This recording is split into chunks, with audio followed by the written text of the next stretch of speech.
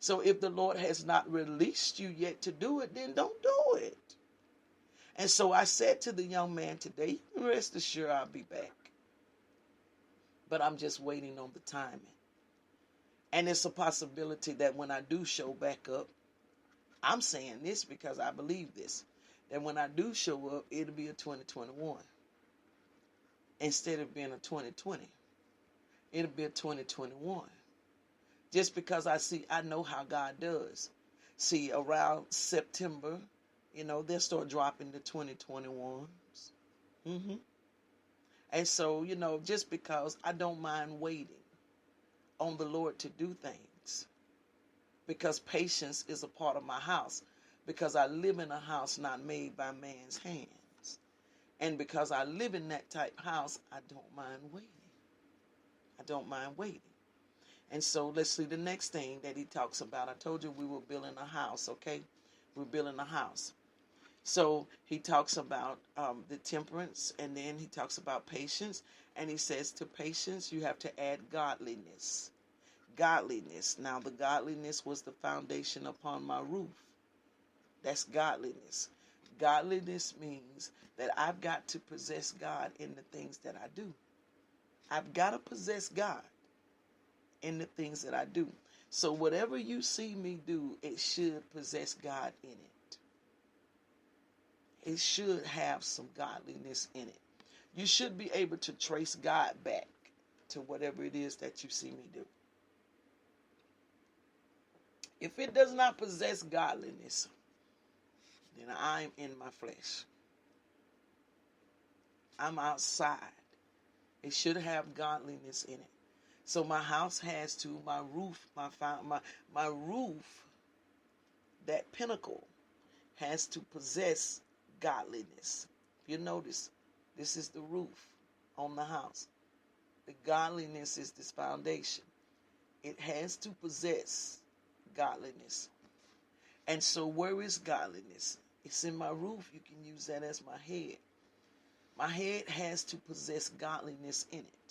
Because anytime I'm struggling with something, it is going to be in an attempt, or it's going to be attacking the godliness that I possess.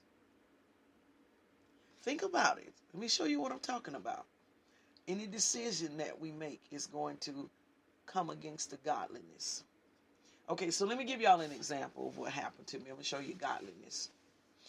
I'm at Dirt Cheap in Enterprise the other day, one day last week. And I have some items, some big items. But under the items, I had already put something inside of the buggy. So it was I bought my, I forgot what it was I bought, but it was big items. But up under the items was a little box. It was some sterile water that I use in the machine I bought for my mama. Okay, so the lady comes. I forget that it's under there. Just seriously, honestly, I forget that it's under there. The lady comes. She checks my stuff out. She brings a little scanner around. She didn't pull the stuff out the buggy. She checks my stuff out. I pay for all my stuff. Say my goodbyes. However, this is what I say. This is what I say when I leave our stores. I'll see y'all on my next run. Because more than likely I'm coming back. So I leave out of the store. I get to the car. I'm unloading my stuff out the car. As I am unloading my stuff out of my car, I look and I see that here is this sterile water in the bottom of the buggy that I have not paid for. I hadn't paid for it. I unloaded my stuff. Let me show you godliness at work. First thought, go ahead and leave. But see, godliness lives inside. So godliness said, I ain't gonna tell y'all what. First, I ain't gonna tell you. I talks trash to the enemy, but I ain't gonna put y'all in on that. But I'm not nice to him, I'm not nice to him at all. He ain't nice to me. I'm not nice to him. Like, if you don't go find you somebody to play with, because I am not the one. Do you understand me? I am not the one. But I want to show you, see, godliness is a part of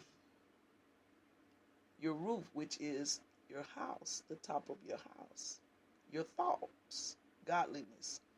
So my thoughts, my godliness kicked in. I took my little self right back in there in that store, and I paid for the items. And the lady, she was pretty much alarmed. She was like, man, thank you. You know what I'm saying? Thank you for that. There's still some good people out here today. I said, sweetheart, let me tell you something. Let me share something with you. That stir of water that I'm getting from y'all right here is like $7 in here. I paid about $16 for it at Walmart. I mean Walgreens, I'm sorry. It was an honor to me to even find that in here. Because I was like, thank you, Jesus. As I started to buy every one of them. As I started to get every one of them. But I thought about somebody else. And see, what I do is I go back. Like this week. And if it's another, I get another one. Because I do try to look out to make sure that other people are able to get things, especially in this time that we are in. So I don't just go in and hoard everything. I don't do that. So I was like, it's not worth it. And so I paid for it. So you see, godliness, your house has to possess godliness. And it's not an external godliness. And when I say an external godliness, it's not about you putting on long skirts down to your ankles. I don't want to knock that. And I'm not bashing a religion. Don't take it out of context. It's not about you having earrings. It's not about you with makeup. That's not godliness. The house has to possess godliness internally. Because you can pull that skirt up and still do some stuff you ain't got no business. You can have a face with no makeup on it and still be just as nasty as all get out. So it's got to possess godliness. Godliness in the manner of how you handle people. How you handle things. That's the godliness that the house has to possess. So he talks about godliness. And then he goes on to say, and your house must possess brotherly kindness. Now the brotherly kindness is in the atmosphere. Inside of the house, I put the brotherly kindness in the center of the house in the atmosphere. It has to possess brotherly kindness. That is being kind one to another. Have y'all ever noticed that is one of the biggest struggles inside of a natural house as well as like a church house? Have y'all paid attention to that is one of the biggest struggles. In a natural house, it is a struggle for people to be kind to each other. You got folk that can live in the house with each other but won't even speak to one another. Will not exemplify brotherly kindness. You can have folk live in the house together and be talking about we ain't spoke to each other in 2 days. Really? Are you serious? Now he ain't saying nothing to me. I don't say nothing to him. Brotherly kindness. See, it's going to be an attack because this is what the house is supposed to be built off of. Because except the Lord built the house, they that labor in vain, remember. So it's brotherly kindness. So if you are living inside of a house, I feel this in the Holy Spirit. If you are living inside of a house with people or with somebody you ain't speaking to, your brotherly kindness is under attack. It's under attack because he does not want you to effectively have a house that's not built by man's hands. To live for God is to live in a house that's not made by man's hands. To live for God effectively, correctly, is to live within a house that's not made by man's hands.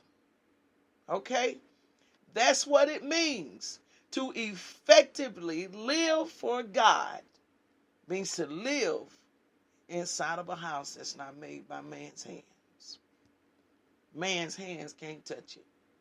So he says brotherly kindness. And that is where you will see people struggling. Husbands and wives, mad with each other, ain't speaking for days. Siblings, in the same house with their parents, but they don't talk. This one in their room, only come out their room when they getting something to eat or go to the bathroom. Ain't saying nothing to each other. How do you think kids could be building bombs inside of their house and they don't even know it? Why? Because there's no brotherly kindness there. There is no communication. There is no fellowship there. There's nothing but isolation. The first attack against brotherly kindness is isolation. I don't want to deal with them. When you no longer want to be kind to each other, it causes a isolation, a separation. I don't want to be bothered with them. So now where you used to sit with them, now you on the whole other side of the building. Because there is an isolation. Why? Because there is an attack against the brotherly kindness. It's an attack, a separation against the brotherly kindness.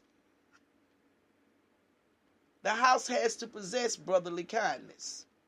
If it's going to be a building not made by man's hands, it's got to possess that. Next thing, I'm still in 2 Peter chapter 1 for those that follow along with me. 2 Peter chapter 1. Okay, and so then the next thing he talks about after brotherly kindness is charity. Charity, which is pretty much love. Charity. So that is my door, because there has to be an entryway into my house. So charity or my love is my entryway into my house. That's how you get in. I want you to think about it now. You don't let nobody in that you don't love. Think about it. Think about it. Once you love them, you let them in. You start telling secrets, you'll let them come in to different avenues of your house and all. If you don't love them, usually won't even open the door for them. Who is that? What you want? But if it's somebody you love, come on in. If it's somebody you love, they got access. They can go to the refrigerator, get them something to eat if they want to. If it's somebody you love, you'll welcome them to stay in the house.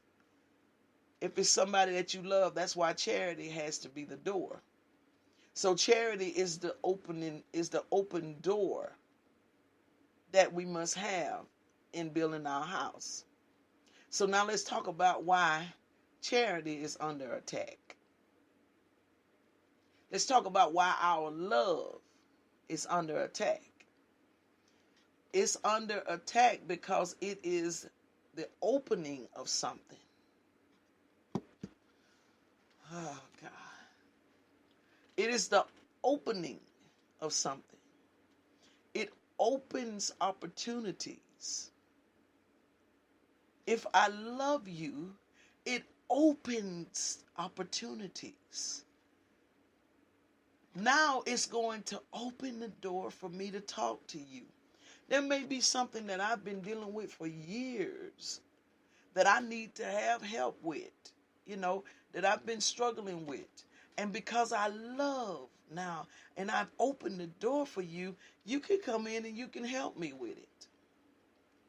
But if I keep my door of love closed, then I'm not open for anything.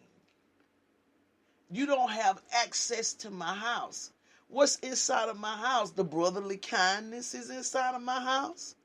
But if I don't open the door, which is love, I'm not going to be able to show you any brotherly kindness. You're not going to be kind or express kindness to anybody that you have not opened the door to. You're just going to be closed off. You have to open the door. Once you open the door, look how kindness starts to come out. You want to do things for them. Kindness. Once you open the door, let me show you what I'm talking about. You open the door and let somebody in your house. What is the next thing that you start showing them? You start showing them kindness. Would you like something to drink? You're more than welcome to sit in the recliner if you like. You know what I'm saying? You can get comfortable. See,